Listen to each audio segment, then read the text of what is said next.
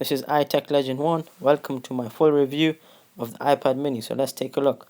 On the bottom you'll find your 3.5mm headphone jack, your microphone, and your sleep wake button. On the side you'll find that the switches are made of metal and are silver rather than black like they're on the iPad. The edges are slightly less tapered than they are on the iPad, so it's much more comfortable. On the bottom you'll find stereo speakers, which is the first for any iPad, and your lightning connector.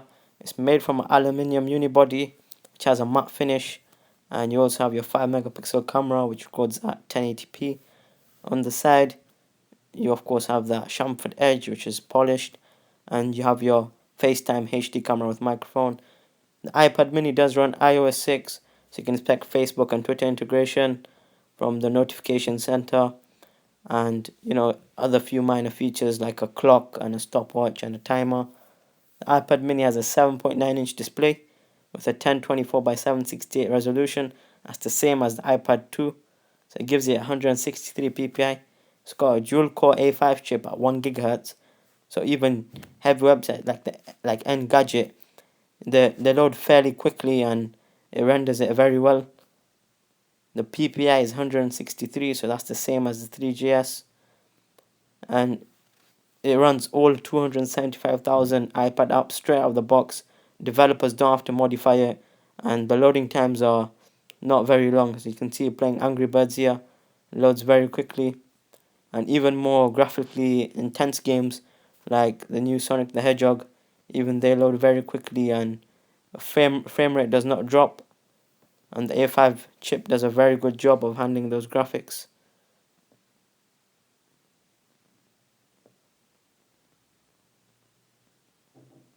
Now, a comparison to smaller tablets like the 7-inch Playbook, you can see the iPad mini is slightly wider and slightly taller, but not much compared to the screen real estate that it gives you. As you can see, a comparison, you have a 7-inch and a 7.9-inch. Apple has done a good job of fitting in a large display, and you can see the comparison on web pages side by side. iPad mini has much larger text and photos. It just offers a better browsing experience, and it's much more evident when you put it into landscape mode, where you get up to 50% more screen real estate, and you don't have to continually keep on zooming in and panning like you'd have to do sometimes on a 7-inch tablet. It gives a much better browsing experience, and pages load really quickly. Now, compared to an iPad, I actually prefer the smaller form factor of the iPad mini. I think they both provide very good browsing experiences, but the iPad mini is so much more lighter and it's much more convenient. You can hold it for longer periods of time. It's only 7.2mm and 308 grams, so it's much more lighter. And of course, it runs all those tablet apps, which is probably the biggest point that I went for the iPad mini. 275,000 tablet apps. You can see running IMDb here, and it runs without any modifications. Developers don't have to update the apps. And BBC News, you get this multi-view tablet UI, which you don't get on other tablets, which other tablets are deeply lacking. And there's so many apps that you can get, and it's really fast. Overall, I think that the iPad mini is a great tablet. The lack of a retina display and the price is a little too high. You can get a Nexus 7 for about £110 cheaper.